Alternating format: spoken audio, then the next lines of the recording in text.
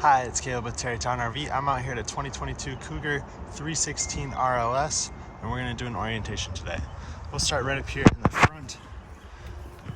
In your little storage compartment, you have your spare tire. You can see on either side, you have the motors for your front landing gear.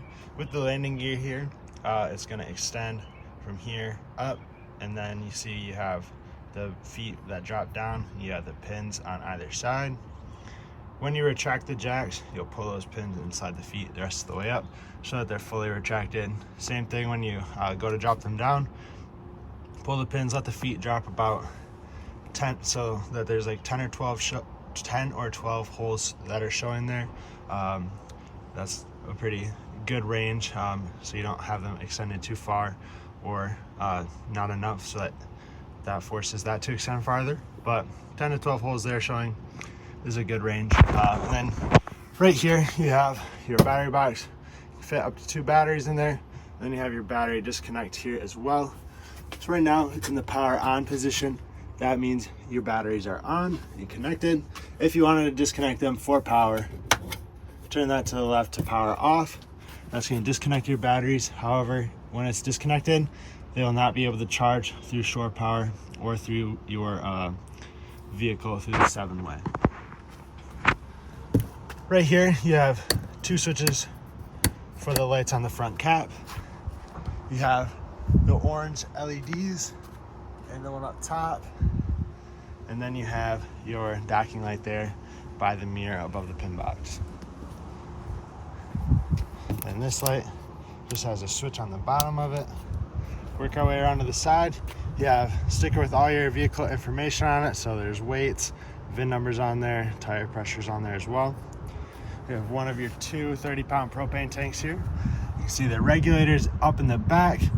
This has a switch over on it, so you can switch between your 2 tanks. Right now, at this pointing towards the right, that's pointing towards this tank on the off-door side. If you point it towards the left, it'll go to the tank on the door side. Then you have one side of your pass-through basement storage here. Your docking station is on the right. We'll go over that in just a second. But over here, you have a second battery disconnect. Turn that to the opposition. That's going to shut off your inverter. And then you have solar charge controller here. That goes for the 2 solar panels that are on the roof. You also see there's another box labeled solar prep. There's another hookup on the roof that you can get more solar panels for and hook that up to, and that'll go up to here, and then get another control box like this. This is just a light with a motion sensor in the middle. And then you have your leveling system. So if we turn this on, it's going to say ready. Right now the unit is auto leveled. So front jacks are down, rear jacks are down, and it leveled itself out by just pushing the button. So that's what you do after you get unhooked from your vehicle. You just come in here, hit auto level. It's going to automatically level itself out. Before you do that, you do want to get it roughly eyeball level. That makes it a little easier on the system. So you can hit front, and that'll raise your front jacks. To retract them, hit retract, front. If you click through our menu here, you have auto hitch height. So that's going to remember the height that the front landing gear were at before you hit auto level. So if you hit enter, it's going to retract the rear jacks and bring the front to the height it was at. It's not going to be perfectly what you'll need to hook up to your vehicle, because you can't perfectly simulate how it was when you unhooked, but hit that and then you can adjust the front as needed with the front button once again. You have auto retract all, so once you get hooked up to your truck, hit auto retract all, and that'll bring your it'll bring your front jacks up the rest of the way, and your rear jacks too if they didn't fully retract. You have auto retract rear, so that'll just do the rear. It won't move the front at all. And then you have manual level, so you can hit enter, and then you can manually level it out with these switches here. And then back to your main page there. You have a little storage compartment here, just a little pull grab handle there, and you have instructions for the level system if you ever need to reference that. like I showed before, you have your inverter up here. Your inverter is going to take 12 volt power from your batteries and convert it to 110, and it will power up a few outlets inside as well as the refrigerator. The outlets that are powered up are going to have a yellow sticker. It's a little hard to see from here, but that outlet there has that yellow sticker on the side that says inverted outlet. That means it is powered by the inverter. So whenever you see an outlet with that sticker, that means it's powered by your inverter, which means it'll run off of your, or work off of your batteries if you don't have shore power hookup. We'll go over the docking station now. Up at the top, you have your outside shower with the slinky hose here. You have a port for winterization here at the top. So to go winterize your unit, hook a hose into there, put the other end into your antifreeze. You'll turn water heater bypass to on. You'll turn winterize to on, and you'll turn your water pump on. And the water pump is then gonna draw the antifreeze up through the hose into the unit, and you can go through and run antifreeze to all your faucets.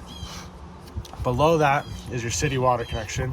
So if you're hooked up to water full time, hook your hose up there, turn it on, and that's going to be what creates your water pressure. To use your water heater, you'll turn your bypass to off, you'll turn winterize to off, and that'll be for your city water. I do recommend you use a water pressure regulator with that, just to lower the PSI a little bit, keep it within a more reasonable range for the unit. And also it helps if you have a 90-degree elbow fitting for this, so that you can run your hose up through the floor. It makes it a little bit less stressful on the hose to go up and then like that. If you have a 90-degree fitting, it just has to go up to the bottom of that fitting. Then right down here, you have your black tank flush. So when you're draining your holding tanks, you'll use that. You have your 2 slide valves right up here. That'll drain out here, and you can see you have a second pull handle for your kitchen gray tank. So there's a specific order you want to do these in. You want to pull your black tank handle first. That's the one on the left. Once that's empty, you'll pull your grays. You can do both of those at the same time. And that gray dirty sink and shower water from the bathroom and kitchen is going to help rinse the black toilet water out of the end of your hose. Once those are both empty, close your gray tank valves, leave your black tank open, and then you can hook up to your tank flush. So that's going to spray water directly into your black tank. It'll spray around, clean off your sensors, and also help get rid of any waste that's left in there. You want to water through there for 5 or 10 minutes or so. Excuse me. And then you can turn that off, close your slide valve, put your sewer cap on, and you're all set there. You do also on the side have a hookup for a portable solar panel. So that panel would set out on the ground here, plug in there, and that'll trickle charge your batteries. And you do also have your input for cable and satellite there on the side. So for satellite, if you had a portable satellite dish, hook that up, or if you have cable TV hookup at your campground, hook that up there. Then you have your water heater. This is gas and electric. The switches for it are both inside. At the bottom here, you can see your drain and your anode rod that's going to go in the drain. So you'll tighten that down with a 1 1/16 inch socket. And then turn your water heater bypass to off in there, and that'll start to fill the fresh water, or the water heater tank. Before you turn it on, gas or electric, you want to be sure it's full. To check that, pull on your pressure relief valve here, and when water comes out, that'll tell you that it's full.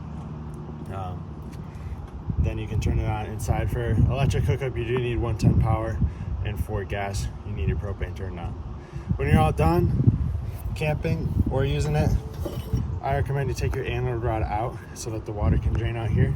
That way you don't have stagnant water sitting in there. And these anode rods do corrode over time, so that'll give you a little bit more life on the anode rod if it's not sitting in water all the time. You will have to replace those every 2 or 3 years or so though. Then you have your furnace exhaust right there. That's going to blow out hot air when you're running your furnace. So you want to be sure you don't block it or touch it or put anything in front that could melt or burn. Work our way around towards the back. You have your fresh water connection. So this is just a gravity fill. So you stick your hose in there, turn it on and it'll start to fill your freshwater tank. You'll be able to monitor the level of that on your monitor panel inside on your touch screen, which I'll show you in a little bit. But once that's full, you turn your water pump on, and that will draw the water from the tank and send it throughout the unit. And down below, you have that white valve right there. That is your freshwater tank drain. It's just a gate valve, similar to the ones for your other holding tanks. So just pull to open and close. And this tube here is storage for your sewer hose, so you can store that out of your compartments and away from all your other belongings. That way it doesn't get them dirty or smelly. On the back, you have a ladder so you can get up to your roof, which is fully walkable. I recommend you get up there at least once a year to go check your seals and make sure your roof doesn't have any tears or cracks or anything in there. We do also recommend you clean your roof with a rubber roof cleaner and conditioner. So you go up there, spray it on, scrub it in and rinse it off. And that's all you have to do. And that'll just help keep your roof in good condition and keep it from drying out, shrinking, cracking, anything like that in sunlight. You do also have prep for a Keystone backup camera. So that's what that little circle dot is for, and the sticker. And you have your 50 amp power cord, just a twist lock. I do recommend you use a 50 amp surge guard with that to help protect any possible power surges. There's a lot of electronics on these units, so power surge can take a lot of those out. So if you have a surge guard, that's going to protect that from happening. You also have hitch receiver and your 4-way flat on the back there. So if you ever tow anything, you have that hookup. You have one of your 2 awnings here, second awning's right up there. And you have 2 outside speakers, which I control from the radio inside. You have your solid step here. Show the operation of that. So you want to make sure your door is all the way open, and then just grab, pick up, and it's going to fold up into the doorway, and it's got latches on both sides. Release that, push it in, and then lock it in place. Yellow handle is going to be what controls that, and then your door will close over top of it, so it's latched in place on both sides, and the door is going to pinch the steps between the frame and the door to secure it. Just take it out, just twist your yellow handle, pull on it, and let it drop down. Your legs on both sides are adjustable. There's pins that you can take out, and then you can slide the leg up or down as needed. That way you can get it leveled out, and then your door closes right over top of that. You do have 2 110 outlets out here. This is that inverted outlet I showed earlier. This is what that sticker looks like. This is also a resettable outlet, so it's got the reset in the middle if it were to ever trip. You have output for satellite and cable TV or antenna TV here if you wanted an outdoor TV. And you can see this panel here labeled In Command. This is for your In Command touchscreen inside. So this is like the control board and wiring for all of that. And lastly, out here you have your second 30-pound propane tank. Once again, regulators on the other side for that. But we can head inside now. We'll open up the awnings and slide outs, see what that looks like from the touchpad, which is right up here. So just touch the screen. Right now your passcode is going to be 4 zeros. You'll be able to change that in your settings. Up at the top is your monitor panel where you'll be able to check the levels of your holding tanks. So fresh, black 1, gray 1, and gray 2. Then you have HVAC, so front AC, rear AC. So this is going to be for your main living area here. I believe it's just prep for a front AC, so there's not actually an AC up there. It's just going to be a vent fan or a vent. But go up to your mode, fan, cool, heat, auto, and off. And then you can also open and close your ceiling vent here from the screen. That way you don't have to reach up to the ceiling and try and get it. I believe it's for that vent back there. Back, then we have lights. So bedroom, ceiling, awning light. Once those light up blue like that, that means they're on. You do also have a couple more light switches that are going to be located throughout the unit. Then we have the slides and awnings. So as you can see, all the sides are closed. This is what that'll look like. Can't see the one up front, but we go bed slide out. Just hold down the button.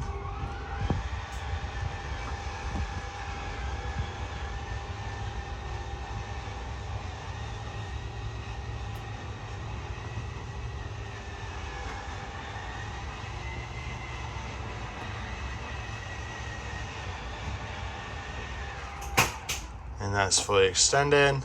Then kitchen slide out. You can see that start to go.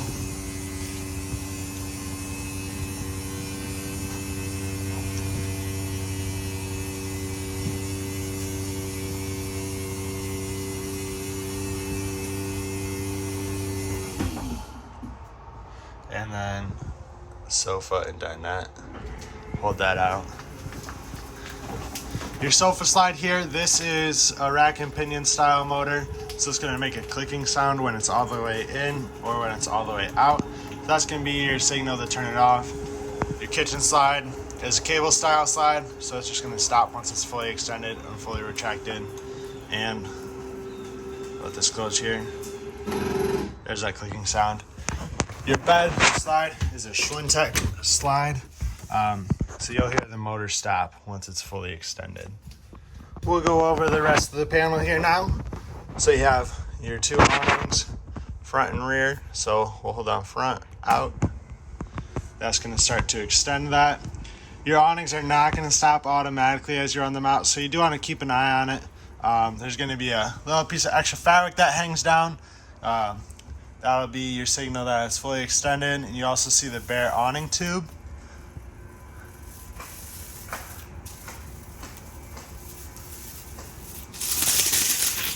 So right there, you can see the bare awning tube. That extra piece of fabric is stuck to it right now. So a little trick for that most of the time works is to go in and out with that. And now you can see that that's hanging down there. And that's what your awning will look like, fully extended.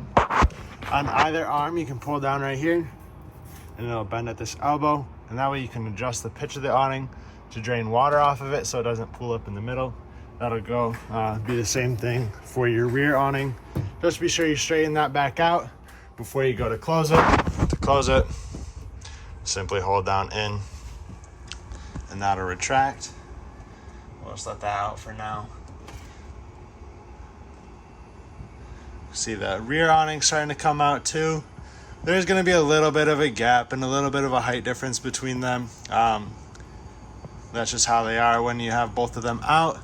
But either way, they still cover up a good chunk of the side of your unit and give you a lot of shade and a lot of space to sit under and be protected from rain or other things like that.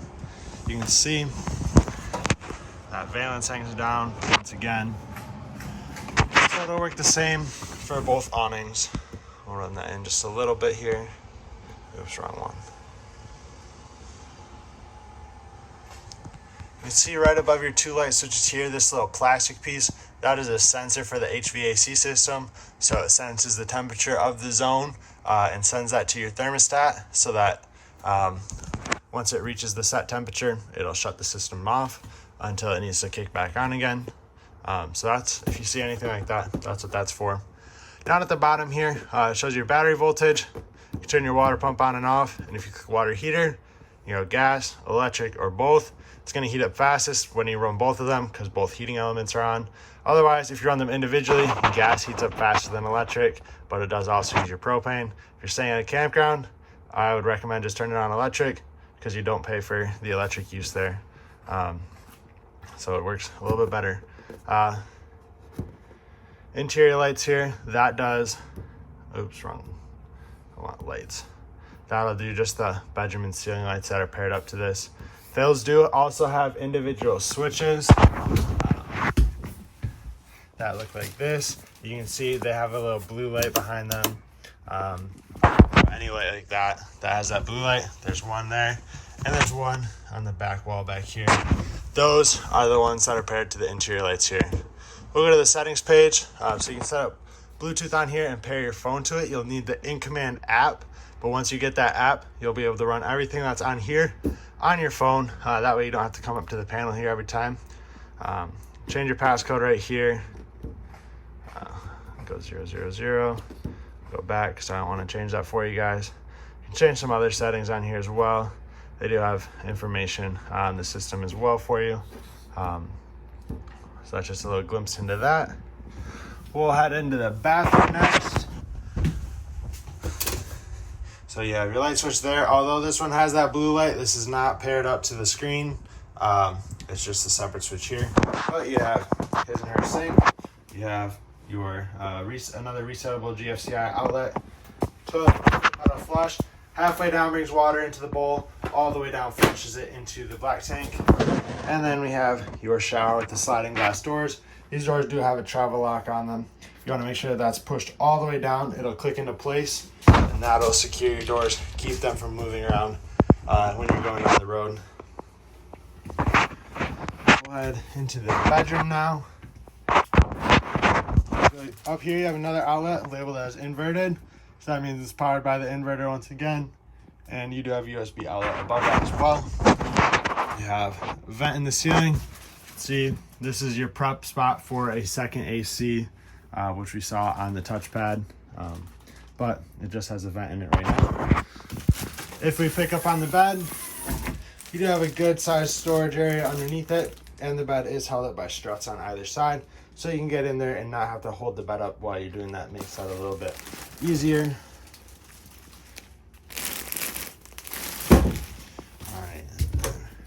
Right up here, you have washer dryer prep. So that's what the hookups on the side there are for. And you have a drain as well. Otherwise, you can use it just as storage space. And you have your front closet with the closet pull in there and these sliding doors. Just be sure that those latch in place for going down the road. That way, once again, those don't slide around. Oh, one more thing in here. You have a location for your TV on the wall. Hook up above, once again, inverted. And then your output for satellite or cable or antenna TV. They don't always center the sticker on the backer location. So I recommend you use a stud finder to figure out exactly where that's located. And then you can center your TV up here and have a TV in your bedroom. Now we can head down into the living area.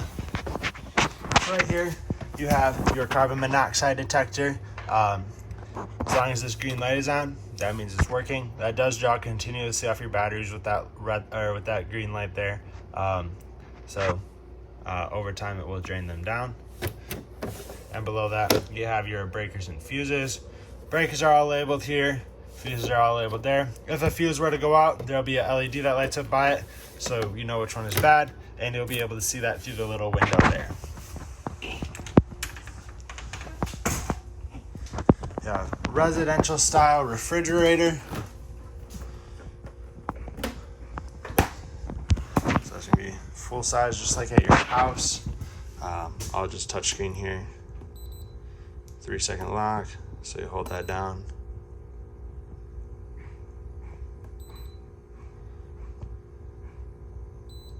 There you go, that'll unlock it. You'll be able to set your temperatures. Quick cool, quick freeze. That's just gonna obviously cool that off a little bit faster. And Sabbath. Sabbath mode is gonna allow the refrigerator to run, but it keeps all the lights inside off. That would just conserve a little bit of energy there. In the kitchen, or the rest of the kitchen, I guess, you have your full-size over-the-range microwave, vent fan on it, as well as a light for above the stovetop.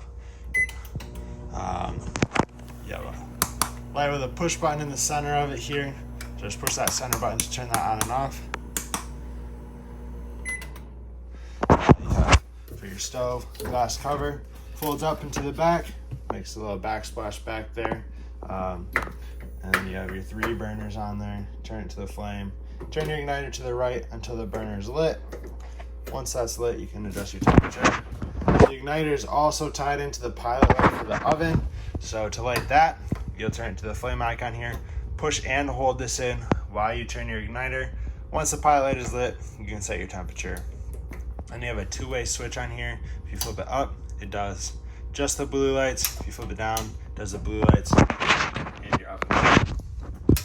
Your igniter dial here turns to the right only, as indicated by the arrows on it. If you turn it to the left, that's going to mess up and break the knob. And then when you're done, close this glass cover. It's got rubber tabs on either side to help secure it in place. And on both sides of the range here, you have charging posts. There's two 110 outlets, two USB outlets in both of those. To retract them, push the red tab, guide them slowly into the counter, push the top down, that'll set them flush. If you let these drop really fast, that tends to mess up the spring mechanism in the top here. It either won't stay down or it'll just pop up every once in a while. Your entertainment area now.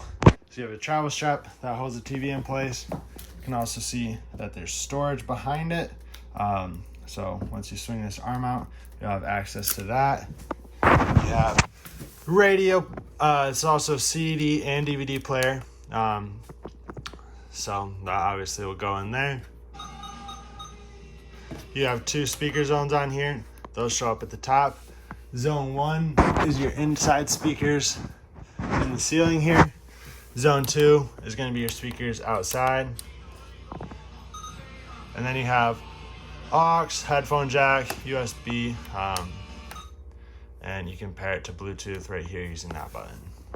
Then you have your electric fireplace below that. Power this up here.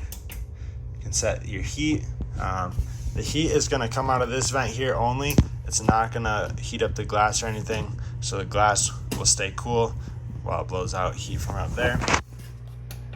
You can change your flame colors, raise or lower your temperature. Goes up by 2 there. And then you can set a timer so it'll shut off after a certain amount of time. Have your tri-fold sofa in the back, so this is going to turn into a bed. These rear cushions, they're just Velcroed on, so you take them and move them out of the way. And then you'll grab here in the bottom, pick up, and that's going to fold out. You can fold these legs down on both sides, like so. And then you take the back piece and lay it flat. And then you have a little extra space for guests if they're staying with you. Also underneath, there's a little bit of storage if you want to put pillows or blankets underneath there. That way they're out of the way when you're not using them. To put it back into a couch, just do everything in the opposite order. It's a lot easier to do with 2 hands than 1. But either way, it's still a very simple thing to set up and put back.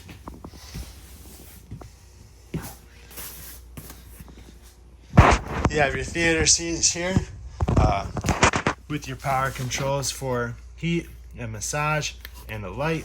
That light is the LED right down there, and that is on both sides. And you just have pull handles to extend out the feet.